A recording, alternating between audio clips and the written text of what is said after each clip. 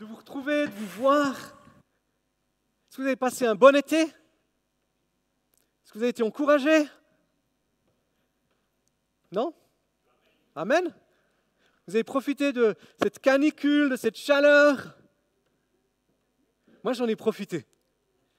Je disais à Dominique tout à l'heure, je suis né en Afrique, j'essaye de retrouver un petit peu mes origines, mais ça a encore un petit peu de la peine à venir réellement. Pour ceux qui nous visitent, sentez-vous à la maison, bienvenue. J'aime dire, l'église, c'est un lieu de vie. Hein?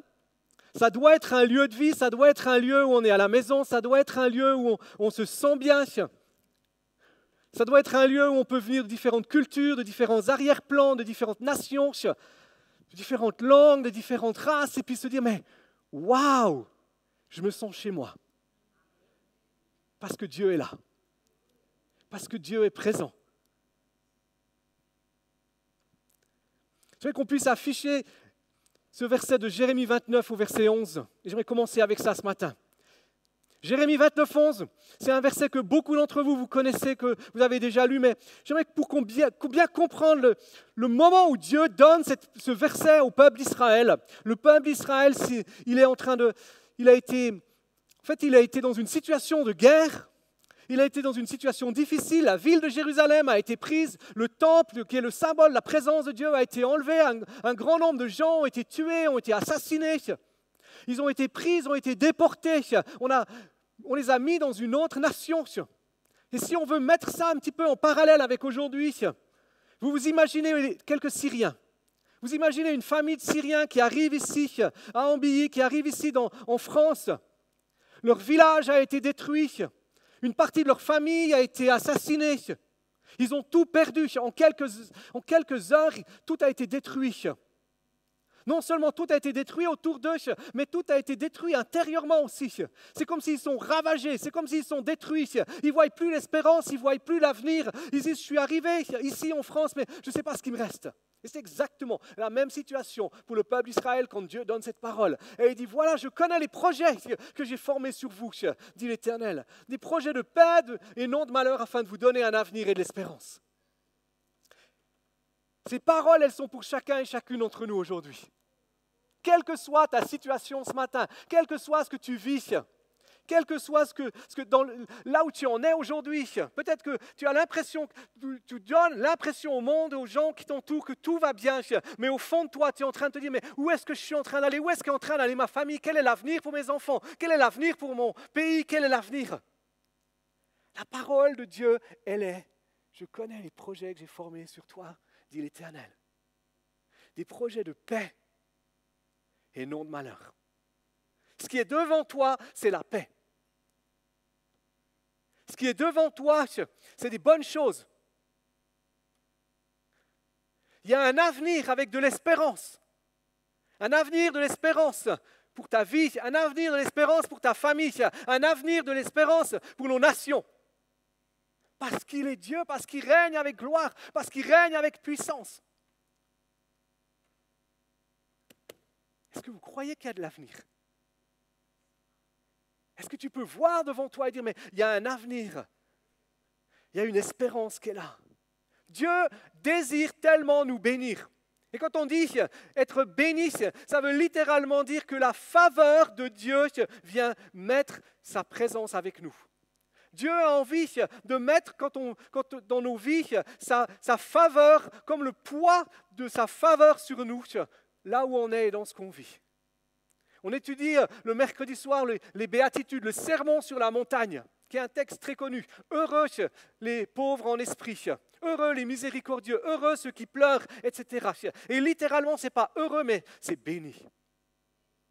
Et quand on voit la Bible, on peut la voir de deux manières. On peut la voir avec des choses qu'on doit faire, avec des condamnations, avec des règles qu'on doit tenir, ou on peut la voir avec cette volonté de Dieu de nous faire du bien, cette volonté de Dieu de nous rendre libres, cette volonté de Dieu qu'on soit béni, cette volonté de Dieu qu'on soit heureux, qu'on soit épanoui, qu'on soit bien. C'est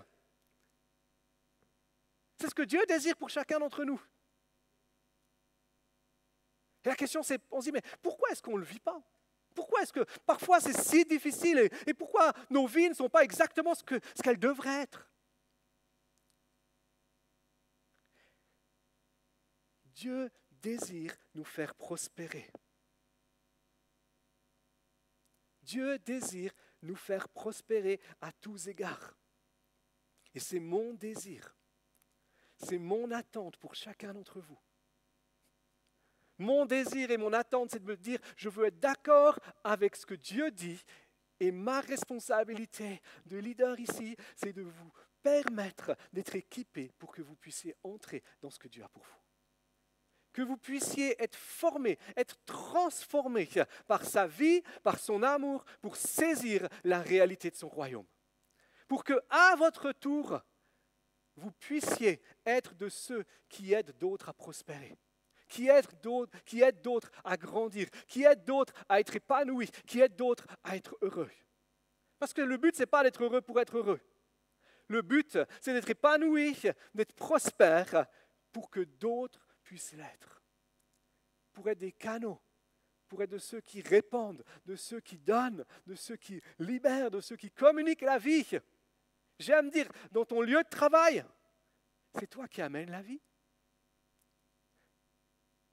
Si tu es heureux, si tu es épanoui, ça ne veut pas dire que tu n'as pas d'épreuves, que tu n'as pas de défis, bien au contraire. J'aime dire, la paix, c'est être en paix dans la tempête. Être heureux dans la tempête. Quand on est dans cette situation-là, là où on se trouve, on apporte ce qu'on est. On apporte ce qu'on porte. On communique ce qui est à l'intérieur de nous. Et les gens qui nous entourent ont besoin de cette paix. Ils ont besoin de cette joie. Ils ont besoin de cette vie. Mercredi, on a vu heureux ceux qui procurent la paix. On a parlé de ça. Et de dire, mais je ne sais pas comment vous côtoyez les gens, mais je remarque que souvent les gens que je rencontre, beaucoup viennent et me disent, mais je ne sais pas si je vais guérir. Je ne sais pas l'avenir qui est devant moi. Ma situation professionnelle, elle est difficile. Et on a deux manières de répondre. On peut dire comme quelqu'un qui dit, j'ai été voir le médecin, il m'a dit que j'avais une petite grosseur et puis qu'il fallait l'analyser. Et tu peux être de ceux qui disent, ma mère a eu la même chose, en 3 mois elle n'était plus là. Je veux dire, si tu fais ça, tu n'amènes pas la paix. Mais tu peux amener la paix en amenant une parole d'espérance, en disant, mais t'inquiète pas, attends le résultat des analyses. On va prier, on va s'attendre à ce que Dieu fasse quelque chose. Mais être porteur de paix, c'est soutenir, c'est encourager, c'est élever l'autre. Et c'est ce que Dieu veut faire avec nous. Ce qu'on veut, c'est voir des vies, des nations qui sont transformées par l'amour de Jésus, qui sont transformées, qui sont bouleversées. Jésus nous aime tellement qu'il a envie de transformer les gens qui nous entourent. Il a envie de les bouleverser, il a envie de les changer. Et le thème qu'on a pour ce mois, en fait pour cette année, c'est cette prière. Tu peux mettre l'image éventuellement, Luc, s'il te plaît. Le thème qu'on a pour cette année, c'est ce qui est ici. C'est cette prière du Notre Père, que ton règne vienne. C'est ce que Jésus nous a enseigné à prier, que ton règne vienne, que le règne de Dieu puisse s'avancer. Et la phrase suivante, c'est que ta volonté soit faite sur la terre comme au ciel. Que la volonté de Dieu soit accomplie ici, sur cette terre, dans ma vie, comme elle l'est dans les cieux. Et le thème qu'on a pour ce mois, c'est que ton règne vienne, parce que chaque mois, on développe un aspect de qu'est-ce que ça veut dire que le règne de Dieu vient? C'est la violence. Et je sais que pour plusieurs, ça a été une question. Quand vous avez vu ce thème, vous vous êtes dit, mais comment ça de la violence? Quelqu'un me disait cette semaine, mais j'ai été interpellé quand j'ai vu ce thème. Est-ce que la violence réellement a sa place dans l'Église? Est-ce que la violence a réellement sa place dans mon cœur de croyant? Quand on parle de violence, souvent la première chose qu'on pense, c'est l'intégrisme religieux. qui est attaché à des lois, à des règles et qui essaye de faire respecter des gens et des lois et des règles religieuses qui ne servent à rien, si elles ne sont pas des convictions, si elles ne sont pas motivées par l'amour pour notre Créateur. Quand on parle violence, le premier mot qui peut venir aujourd'hui, c'est peut-être Daesh. Et je suis frappé, je fais une petite parenthèse là, je suis frappé de voir ce qui est en train de se passer dans notre monde et le peu de gens qui réagissent. Il y a ceux qui ont peur. D'abord, il y a ceux qui disent c'est pas loin, c'est loin de chez moi, j'ai aucun risque ici. Il y a ceux qui ont peur de l'avenir. Je me dis, on n'a pas besoin d'avoir peur. On ne doit pas se laisser intimider. L'islam a un esprit d'intimidation. Ne cédons pas à l'intimidation. Celui qui règne, c'est Jésus. Il est le roi de gloire. Il est le Seigneur des seigneurs. Mais ce qui m'a frappé, une des choses qui m'a probablement frappé le plus,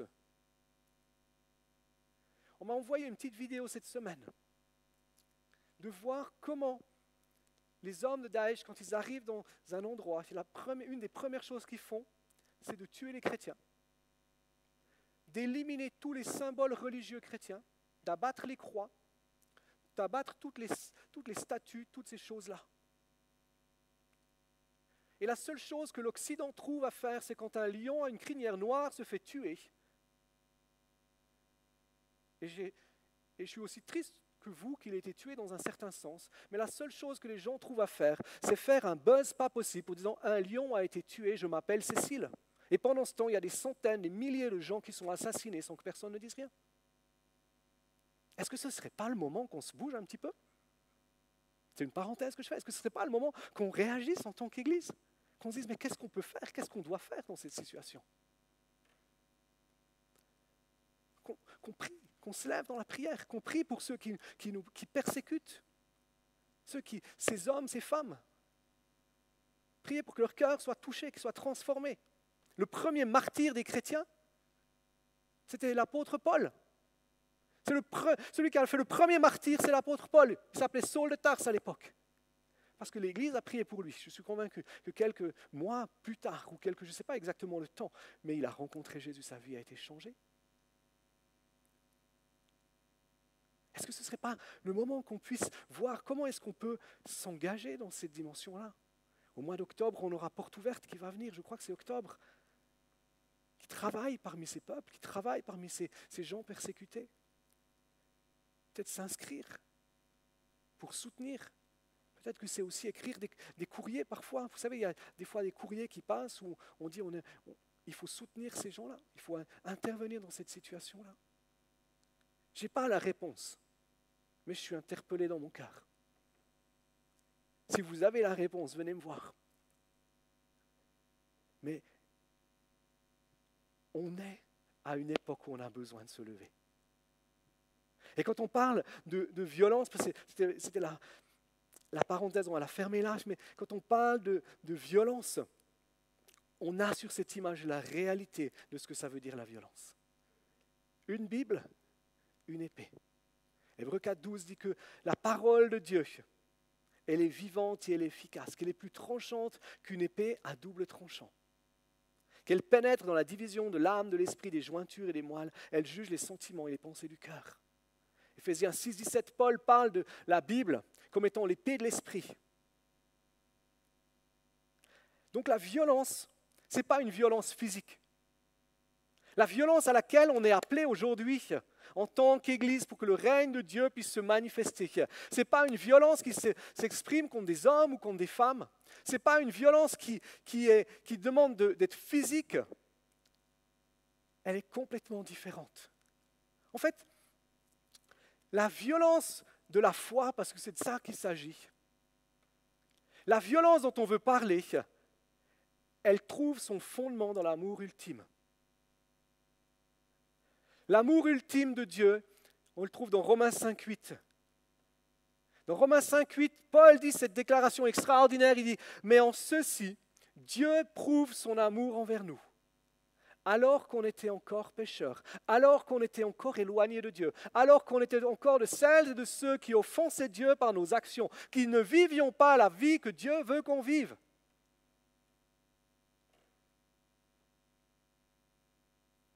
Dieu prouve son amour. Christ est mort pour nous. La preuve de l'amour ultime de Dieu se trouve dans la croix. Se trouve dans l'œuvre que Christ a faite en mourant à la croix. Et dans cette œuvre de la croix, il y a une violence extrême. Et je ne veux pas parler de la violence extrême de la croix qui est cette violence physique, où des clous ont été plantés dans les mains et dans les pieds de Christ quand il a été cloué à la croix.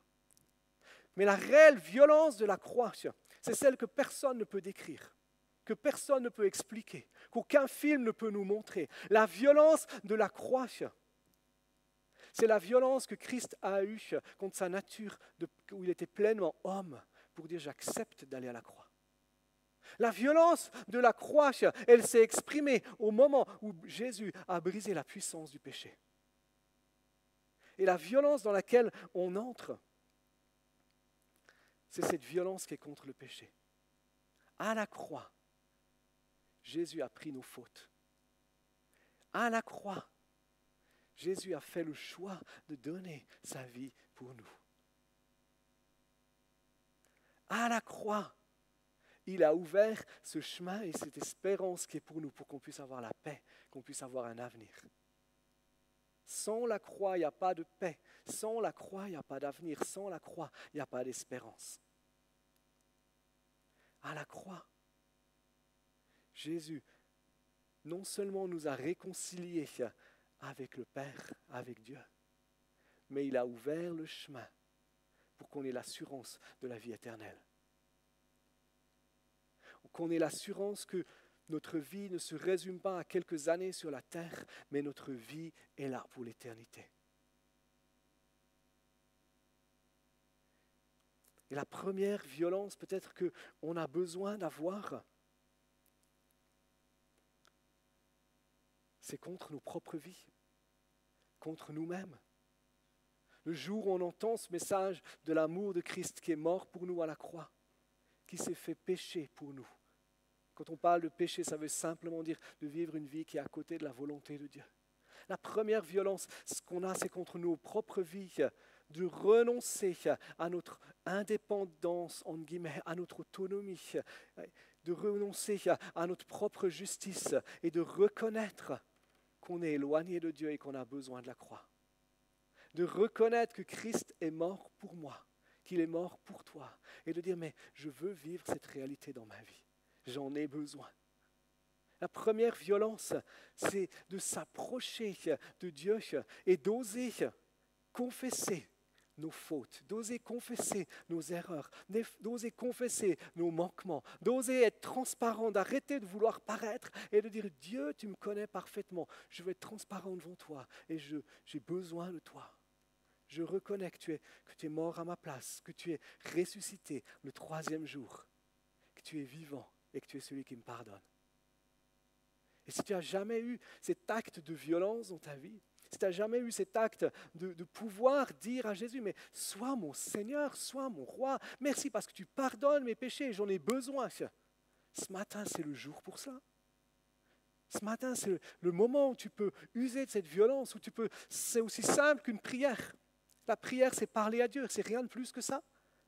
De pouvoir lui dire, Jésus, je te demande pardon pour mes fautes. Jésus, je te demande pardon pour mes erreurs, je te demande pardon pour ma vie, pour mon indépendance.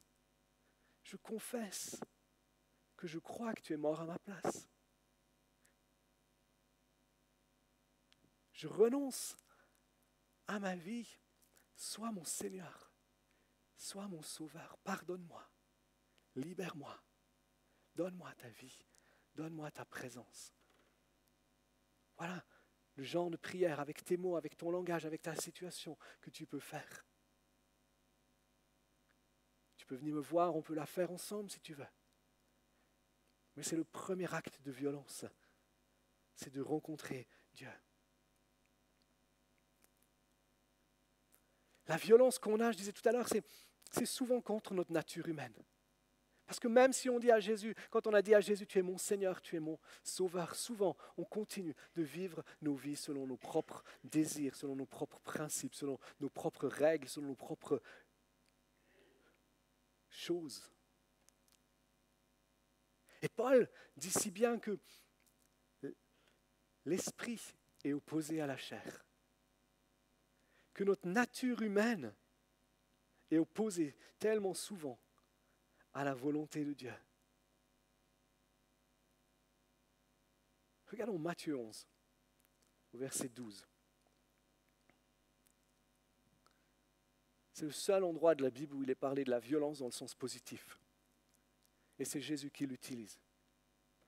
Matthieu 11, 12, Jésus est en train d'enseigner, il parle à ses disciples. Et il leur dit, depuis le temps de Jean-Baptiste jusqu'à maintenant, le royaume des cieux est forcé. Dans certaines traductions, le royaume des cieux est violenté, et ce sont les violents qui s'en emparent.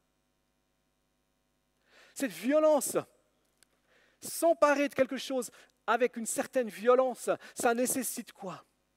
Ça nécessite de prendre la décision, ça nécessite de la détermination. Quand on parle du royaume de Dieu, c'est rien d'autre que la présence manifeste de Dieu. C'est rien d'autre que la volonté de Dieu. C'est rien d'autre que ces projets de paix, cette bénédiction qu'il a pour nous. Son intimité.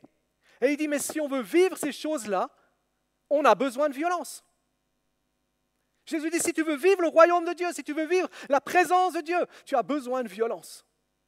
Et un exemple qu'on a, qui est dans l'Ancien Testament.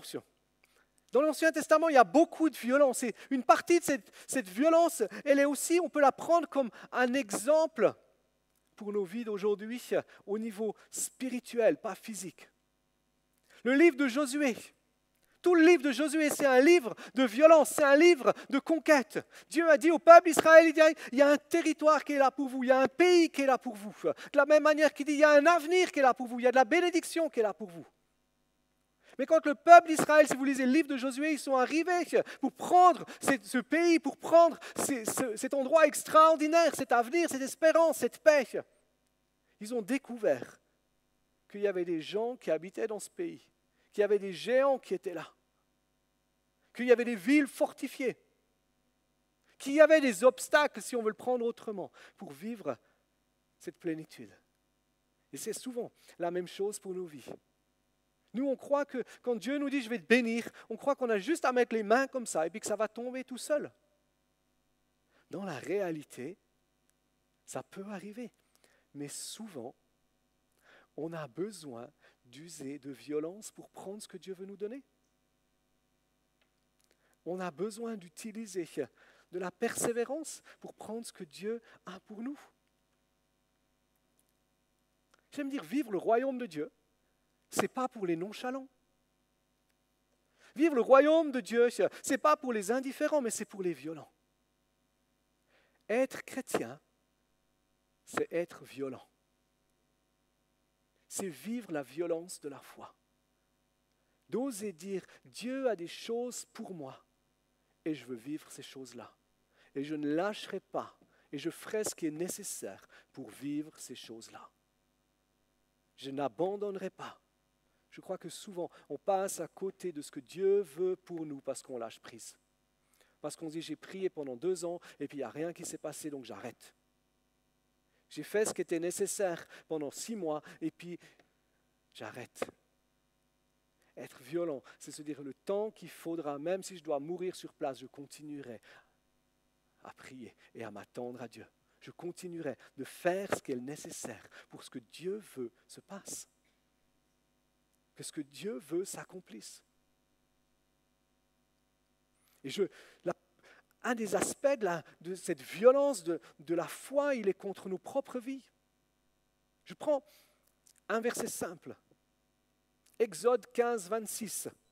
C'est là où le peuple d'Israël sort d'Égypte, ils arrivent dans un lieu qui s'appelle Élim. Et il donne une révélation au peuple d'Israël. Il dit, je suis le Dieu qui te guérit. Dans 1 Pierre dit, que par les meurtrissures de Jésus, ce qui s'est passé à la croix, c'est un des acquis de la croix, vous avez été guéris. Ça veut dire quoi? Ça veut dire que la guérison fait partie du royaume de Dieu. Et que ce sont les violents qui s'emparent de ça. La violence qu'on a besoin d'avoir, c'est quand ou si, on va le dire comme ça, parce que moi je crois qu'on est appelé à marcher dans la guérison, de marcher dans la bonne santé, mais si je suis malade, j'ai le choix de croire que Dieu est celui qui me guérit, ou j'ai le choix de croire que c'est une fatalité, et puis que c'est comme ça parce que ma mère était comme ça, ma grand-mère était comme ça, et puis je resterai comme ça. J'ai le choix de croire les gens qui viennent me dire « Ah, donc, ma mère, elle a eu la même chose, 3 mois plus tard, elle était morte. » Ou j'ai le choix de dire « Mais je crois ce que Dieu dit dans sa parole, et je veux vivre cette réalité-là. » Et je ne nie pas ce qui se passe dans mon corps, mais je fais le choix de se dire « Voilà ce que je m'attends, voilà ce que je veux voir. » Et il faut de la violence pour ça. Il faut de la violence contre soi-même. Il faut de la violence pour savoir où est-ce que nos pensées tournent, où est-ce que notre attention elle est fixée. Il faut de la violence pour dire « Mais je continue de croire la parole de Dieu, même si tous les signes sont opposés. » Même si tout autour de moi est détruit. Quand le peuple d'Israël il a reçu cette promesse, il y a un avenir, il y a de l'espérance. Ils ont dû avoir de la violence, de la foi pour dire « Mais je crois Dieu. Je crois ce que Dieu dit, c'est vrai, et ça va se passer. »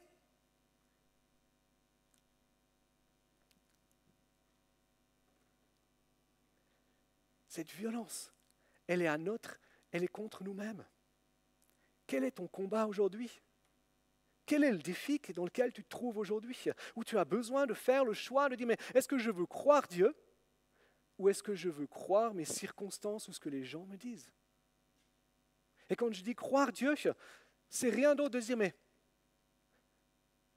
c'est même pas une parole prophétique, hein, c'est qu'est-ce que Dieu dit dans la Bible? Qu'est-ce que Dieu dit dans sa parole?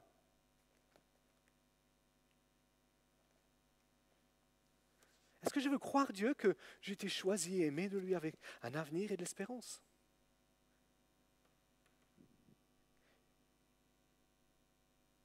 Cette violence pour certains, quand tu étais à l'école, quelqu'un t'a dit, mais tu réussiras jamais dans la vie? Tu y arriveras jamais? Tu n'es qu'un incapable. Il faut de la violence pour dire, mais non, je veux croire ce que Dieu dit, c'est que j'ai un avenir et que j'ai de l'espérance. Que j'ai été créé pour être toujours en haut et jamais en bas. Il faut de la violence pour faire le choix, pour se positionner, pour prendre des décisions, pour avoir cette dimension de persévérance. Regardons la violence que Jésus a dû avoir pour obéir au Père. Jésus était pleinement homme, il était pleinement Dieu. 100% homme, 100% Dieu. La seule différence, c'est qu'il était 100% homme sans péché. C'est pour ça que l'œuvre de la croix est si puissante et si parfaite. Mais si vous regardez dans Matthieu 26, 36 à 42, vous voyez Jésus, et on ne va pas le lire, mais vous voyez Jésus quelques heures avant la croix, il est dans le jardin de Gethsémane. Il a dit à ses disciples, veillez et priez. Après, il en a pris un petit groupe de disciples, les a mis un petit peu plus loin, il leur a dit « Veillez et priez ». Et il s'est éloigné. Et Jésus était seul dans ce jardin de Gethsémane. Et il a commencé à prier. Et il prie et il dit quoi? 3 reprises différentes. Il dit « Non pas ce que je veux, mais ce que tu veux ». Il dit au Père « Non pas ma volonté, mais ta volonté qui soit faite ». Pardon. Pendant 3 fois. À 3 reprises, Jésus a dit ça au Père. C'est une violence. Il y a un combat qui est dans la vie de Jésus à ce moment-là. Jésus sait ce qui va se passer à la croix. Il sait que non seulement il va être crucifié, mais il sait qu'il va être séparé de son Père. Il sait qu'il va devenir péché à notre place, que l'enfer tout entier va lui tomber dessus. Pardon, mais il fait le choix de dire non pas ce que je veux, mais ce que tu veux. C'est la violence. La violence de dire je ne veux pas mon propre désir, je ne veux pas ma propre volonté, mais je veux la volonté de Dieu. Je veux la volonté de celui qui m'a envoyé. Cette violence que Jésus a vécue, elle est telle Elle est tellement, tellement forte, ce combat intérieur qu'il a vécu. Il est tellement fort. Et pourquoi il dit à ses disciples, priez? Parce qu'il sait qu'il y a un combat et il a besoin de soutien dans la prière. Et de la même manière, si on veut vivre cette violence, on a besoin souvent d'avoir des hommes et des femmes autour de nous qui sont prêts à nous soutenir dans la prière, qui sont prêts à continuer de nous encourager, qui sont prêts à se tenir à côté de nous et qui sont prêts à nous aimer, même si on faillit, même si on tombe, qui sont prêts à être là pour nous relever, pour nous dire, ok, je continue à tenir avec toi, à persévérer avec toi, tenir dans cette dimension-là. La violence que Jésus a est telle que la Bible nous dit que tout d'un coup, sa sueur a commencé à se transformer en sang. Il a commencé à suer du sang et de l'eau. Et c'est un terme médical qui s'appelle l'hématidrose. Et les médecins estiment que c'est quelque chose de très rare qui vient à cause du stress et de l'anxiété. Si vous lisez au verset 44 de Luc 22, il est dit que Jésus, en proie à l'agonie, priait. Il y avait un tel combat intérieur. Il a dû user d'une telle violence que la réaction de son corps, c'est qu'il a commencé à suer du sang. Et c'est le premier endroit où Jésus a versé son sang pour nous, alors qu'il était pleinement homme et pleinement Dieu, en exprimant la violence de la foi, pour qu'on puisse nous aussi avoir cette violence de la foi pour dire « je veux obéir à Dieu ». Je veux obéir à ce que Dieu a pour moi. Je veux accomplir la volonté de Dieu, accomplir la volonté du Père. Parce que l'obéissance coûte et on n'obéit pas parce que ça nous fait du bien. On obéit parce qu'on aime. On obéit parce qu'on aime notre Père. On obéit parce qu'on aime Dieu. Parce qu'on sait que c'est le meilleur. On sait que ce que Dieu a prévu pour nous, il n'y a rien de meilleur. Il n'y a rien de mieux. Et à cause de ça, on peut exprimer de la violence. Et c'est important de savoir quelle est la motivation. C'est dans 1 Corinthiens 9 qu'on peut voir Paul qui parle de ça. Paul parle de violence régulièrement, cette violence de la foi, il l'exprime. Il a écrit la moitié du Nouveau Testament presque. Et il exprime régulièrement ces choses-là. 1 Corinthiens 9, au verset 23, il dit « Je fais tout à cause de l'Évangile, afin d'y avoir part. »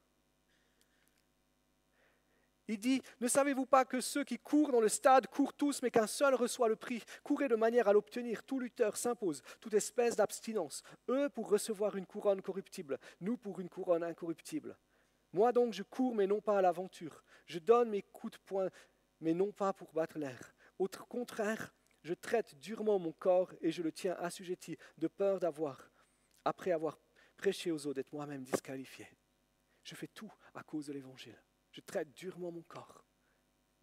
Cette violence contre soi pour dire, j'ai un but, c'est que je veux que Dieu soit glorifié.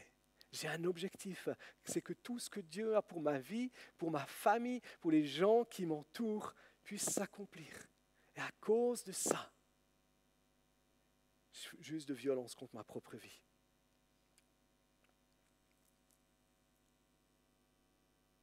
Ceux qui vivent selon la chair, Romains 8, 5, 6, il dit, ceux qui vivent selon la chair ont les tendances de la chair, ceux qui vivent selon l'esprit ont celles de l'esprit. Avoir les tendances de la chair, c'est la mort. Avoir celles de l'esprit, c'est la vie et la paix. La bonne nouvelle, c'est que le combat contre notre propre nature humaine, on l'a tous. Des fois, on croit, on se dit, mais lui, il n'a pas de combat. Tout lui réussit. Il arrive à obéir à Dieu, ou elle arrive à obéir à Dieu sans souci. Jésus a eu des combats. Et il en a sué du sang.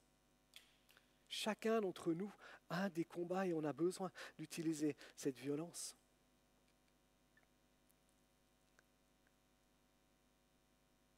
On a besoin de savoir nous discipliner.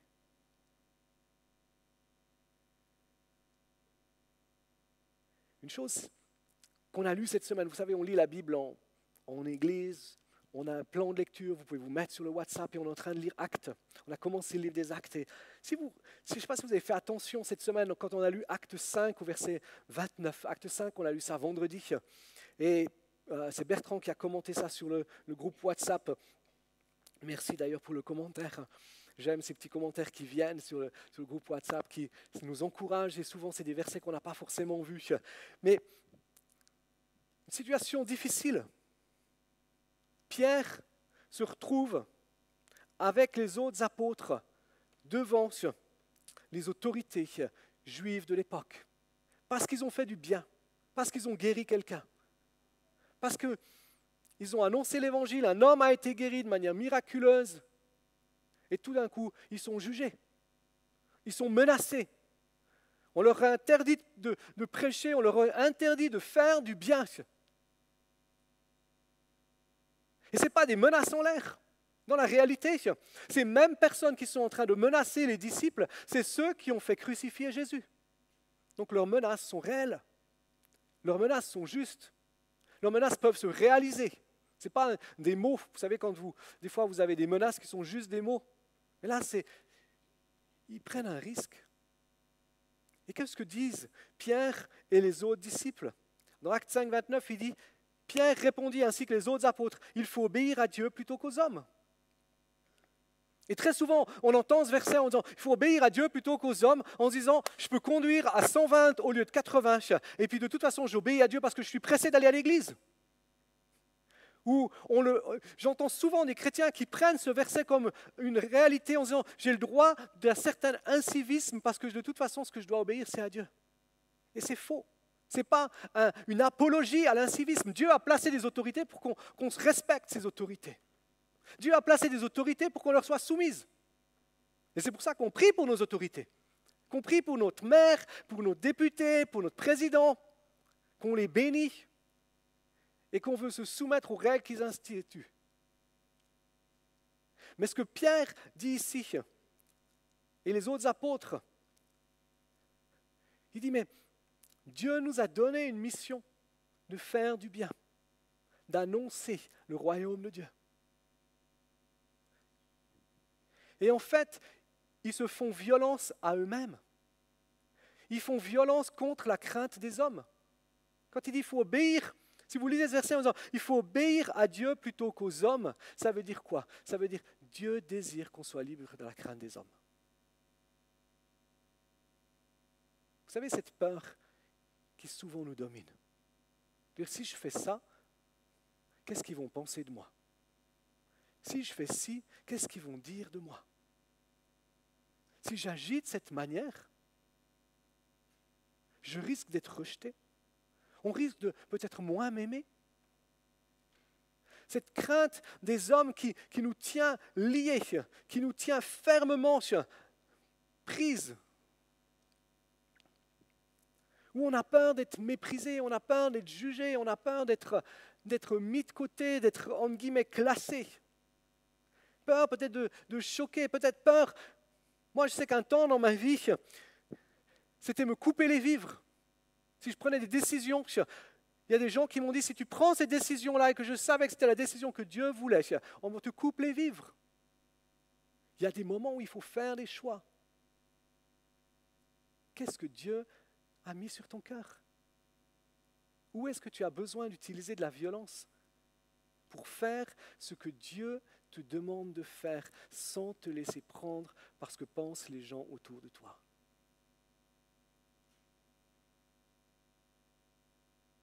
La crainte des hommes est quelque chose contre lequel on a besoin d'être violent.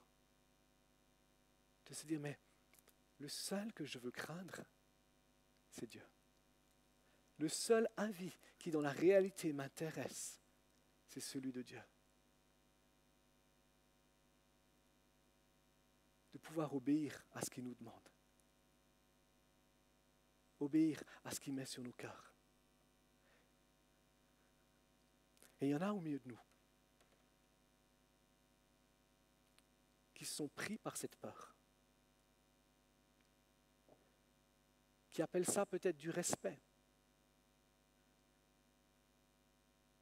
Mais il y a des choses que Dieu a mis sur ton cœur de faire, de dire. Et tu ne le dis pas, tu ne le fais pas, simplement parce que tu as peur des réactions. Tu as peur de ce qui pourrait se passer. Tu as peur des résultats. Tu as besoin de la violence de la foi. Il faut dire, je ne veux pas me soumettre aux hommes. Je ne veux pas me laisser dominer par les hommes, mais par Dieu. Faire ce que Dieu me demande de faire. Quelques années,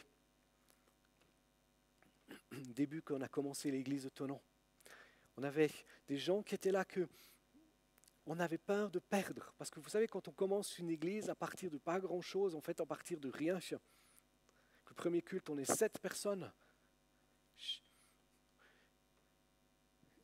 On a peur parce qu'on se dit, si j'en perds 2 sur 7, il n'en reste plus que 5. Ce qui ne fait pas beaucoup. Et avec ma femme, on s'était laissé prendre dans cette peur. Peur de perdre certaines personnes. Et à cause de cette peur de perdre certaines personnes, on ne faisait pas ce que Dieu nous demandait de faire pour l'Église. On prêchait, on faisait des activités, mais on n'obéissait pas à des choses précises que Dieu avait mises sur nos cœurs. Et un jour, j'étais dans une conférence et au milieu du message, le pasteur s'arrête, il me pointe du doigt comme ça et dit, l'église que tu as dans ton cœur n'est pas l'église que tu as. Et c'est comme si Dieu m'avait pris comme ça, il m'avait donné 2 claques et il m'avait reposé. Mais ça faisait juste du bien. J'ai réalisé qu'avec ma femme, mais c'était ma responsabilité, on était pris dans une peur de l'homme. Et on a dû faire un choix. On a dû faire le choix de dire, Seigneur, on te demande pardon pour ça. Et même si on doit les perdre, même si on doit, entre guillemets, les perdre, ils sont allés dans une autre église où ils sont bien, ils sont partis, ils ont été dans une autre église, ils sont très bien, et ils sont bénis, et ils sont une bénédiction là-bas, donc c'est extraordinaire. Mais on a dit, Seigneur, même s'ils doivent partir, on veut faire ce que tu nous demandes de faire. On a dû se faire violence. Cette violence de se libérer de la peur des hommes. Mais c'est tellement libérateur. Tellement libérateur de vivre hors de ça. Parce que quand on vit dans la peur des hommes, on sait que Dieu met des choses dans nos cœurs, on ne lui obéit pas, donc on a quelque chose dans notre relation avec Dieu qui n'est pas comme elle devrait être. Et puis on n'est pas à l'aise dans nos relations parce que ce n'est pas comme ça devrait être non plus. Donc si vous êtes dans cette situation ce matin, c'est simple. Tu demandes pardon à Dieu. Et tu fais ce qu'il te demande de faire. Et tu le laisses être le souverain. Et ça peut changer, tout peut être bouleversé. Ce n'est pas dit que les gens vont te rejeter, ce n'est pas dit que les gens ne vont pas t'aimer, ce n'est pas dit que, etc. Peut-être que les gens vont être réjouis, ils vont se dire, ah, enfin. Une dernière chose, parce que le temps passe, quand on parle de violence, on l'a lu dans Acte 3, Pierre et Jean sont en train d'aller au temple. Il y a un boiteux de naissance qui est là. Pierre et Jean voient ce boiteux les voit. Il leur demande l'aumône.